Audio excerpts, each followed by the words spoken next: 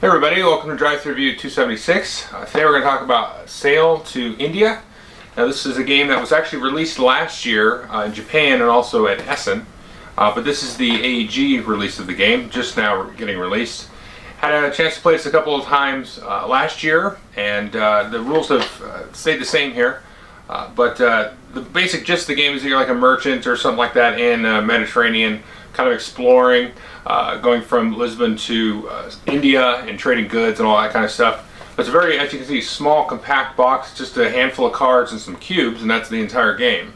So there's some little technology kind of things and stuff like that. So let me jump into how it works, and I'll kind of come back and say what I think.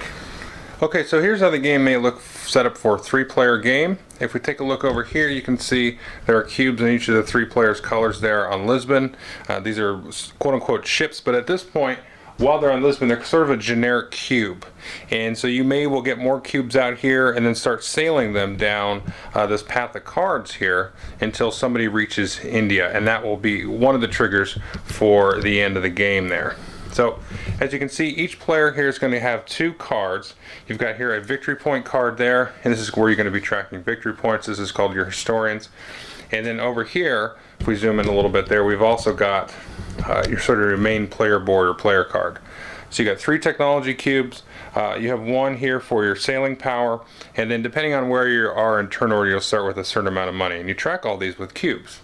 And then the game comes with these very handy player aids as well.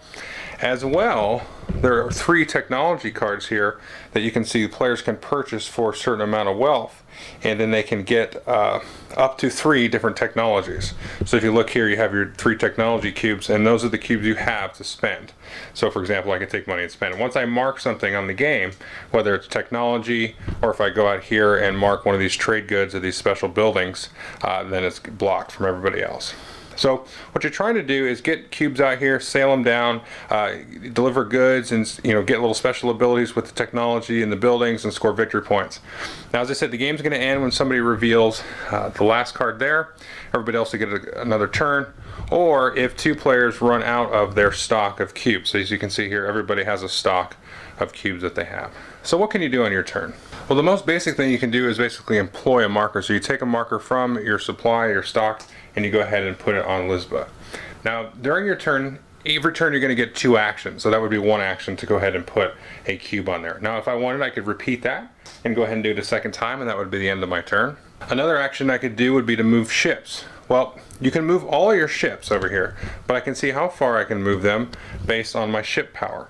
So if I had spent money and moved this up, I could move my cubes, 1, 2, or 3 spaces. So when you move your ships, basically what you're going to do is you're going to take your cubes here and you're going to move them along. So I can currently go ahead and take and move all three of those there if my ship power is 1. Well, let's say my ship power was 2. I could take 2 of them and move them here, and then 1 of them and move that 2 spaces. If I took the action again later, I could move them down a little bit further. So I could go these guys 1, and then maybe move this one 1, 2. And if you see over here, once you hit a unrevealed location, then you're going to flip it up. And then that's what's going to happen. You're going to see that. You're going to get a victory point whenever you reveal a location. However, you can only do that once per turn. So you can't just, start revealing the whole map and end the game like, in 2 turns or something. Now, one option that you have is you can convert your ships into trade goods. So if I went and marked all of these would now be trade goods. But now I no longer have ships to sail. So that's all within the context of sailing of ships. You can sail all your cubes or some of your cubes up to, again here, your maximum sail value. Now the third possible action you can do is actually sell trade goods. So if you look here, I'm actually on 3 different types of goods, and that's what you want to be. You want to be on as many diverse types as possible. And you're going to go ahead and take a look here on the chart here on the back of the player aid, and you can see here is the trading chart. So in this case I have 3 different types of goods. So in that case I would get 2 wealth but 0 victory points. You need to really kind of diversify here to get any kind of victory point engine there, and this shows you all the different types. So in this case, what happens if I wanted to sell these, I take all 3 of these here and move them back over here to Lisboa, and then I would collect there 3 wealth. Well, if you look down here at our wealth idea here, I'd get my 3 wealth, but let's say I generated some more wealth maybe on a later turn. I'm basically stuck here at this amount of wealth. The same if I would have generated some victory points. If I don't have any cubes here to create victory points, or if I hit 5 victory points, I'm gonna basically, tap out or be maxed out. I've got to get more cubes onto either the historian here to get more victory points, and the same in the case of money.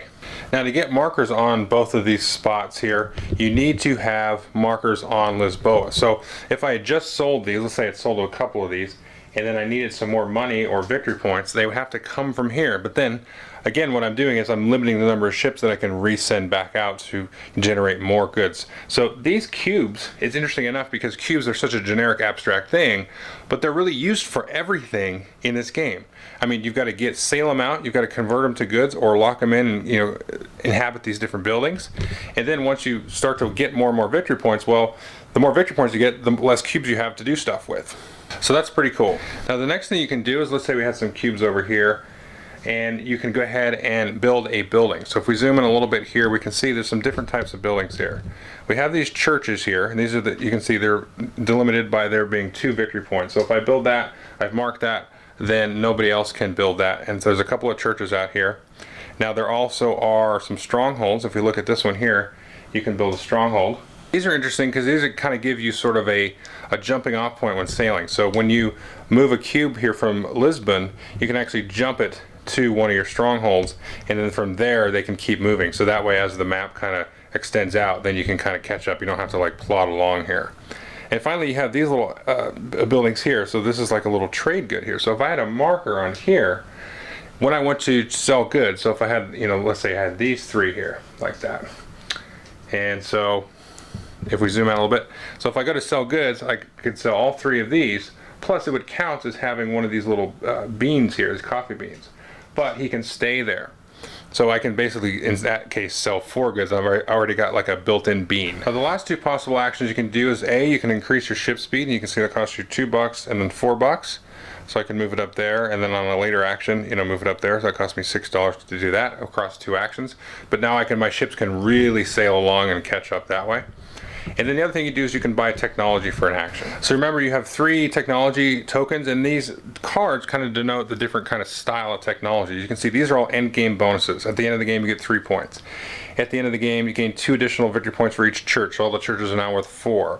At the end of the game, gain 2 points for each stronghold, stuff like that. These kind of enhance some of your actions. So after moving ships, build 1 building without spending an action point once per turn. Or you can pay 2 wealth to gain a victory point. Or when you sell trade goods, you gain 1 additional wealth. Here you've got the metallurgy, so it makes buying other technologies cheaper. You may return your markers on land, buildings and trade goods to the sea. If you do, the markers return to being ships. And that's pretty much the game. It's basically very much a management game, and figuring out how you want to use your cubes. You got to score points, you got to have money, you got to have a bunch of ships to go out. But then when you do that, you're going to generate money, and then you've got to also want to inhabit and basically leave cubes dangling in some of these buildings and different trade areas and stuff like that. Okay, hope you enjoyed the overview. This is an excellent game. I can't stress enough. I would say this is an immediate pickup. AEG's coming out with a lot of these little box games, and most of them are really good. This maybe is the best one out of all of them. You got Love Letter, you got the Lost Legacy stuff coming out, which I played the preview version of that. That one may give this one a run for its money, but this is probably the best one, I would say, out of this box of sort of these micro games that AEG's been coming out with. Now, I know they got a few more coming out later this year, but so far this is the best one that I've played, I think, for sure. And the box says 60 minutes on it, and even the first game that we played, it did take an hour, but that was actually including a rules explanation where I was kind of like, I just read the rules, and then we were kind of stumbled our way through the first game. But after that, I mean, you're easily 30 to 45 minutes, even with a 4-player full boat. And the really cool thing about this is it really strikes me in that Civilization kind of vein. You've got the different little technologies that you can do. You can try the different ones, each game. You can try a game where you're kind of more aggressive on exploring India, or you kind of try to slow boat that, because, again, as you explore, you get a victory point. And then I should have said, when you do the last one, you get an extra victory point. I think I forgot to tell you that. But so you can kind of be very quick and fast paced about it, get some of those kind of end game bonuses, maybe slap some churches down and get that bonus. Or you can kind of really be sort of a slow, methodical, trade lots of goods, get lots of points, and really kind of manage your cubes that way. So there's a nice kind of push and pull, almost like a yin and yang idea of the fast game versus the slow game, and really trying to balance that out. But I mean, they just squeeze all that in like a half hour. So it's great. I mean, just, you know, my friend Jeff Gamble, he came up with an idea of like, it's almost like a super filler, where it's a filler, but it's like, it feels like you played a full game, you know. I don't know if they added yeast or starch or something to the meal, but it's a filler because it's quick, but I don't feel like I just, you know, was kind of auto playing, you know, the game. This is definitely, you kind of want to think a little bit, and I love how it's like got the single cube that like does everything. It's either a victory point, or it's money, or it's a ship, or now it's a good, or now it's in a building, you know, so, or it's the technology even. And so I really like that reuse of that cube. It's like, how many different things can this cube be? It's like it's a mutant clone of a thing. So anyway, but yeah, really fun. Totally pick it up. I'm not sure what the price point is. I expect it to be, you know, really reasonable and small for the size of the box. So, well, let's see. Let's see if there's, sometimes they put the MSRP on here. Not usually. I guess they kind of stopped doing that. Anyway, sorry about that. I don't know what the MSRP is, or, you know, what it'll cost you online, but it's definitely going to be worth your money, that's for sure. So anyway, Sail to India, definitely check it out. Thanks.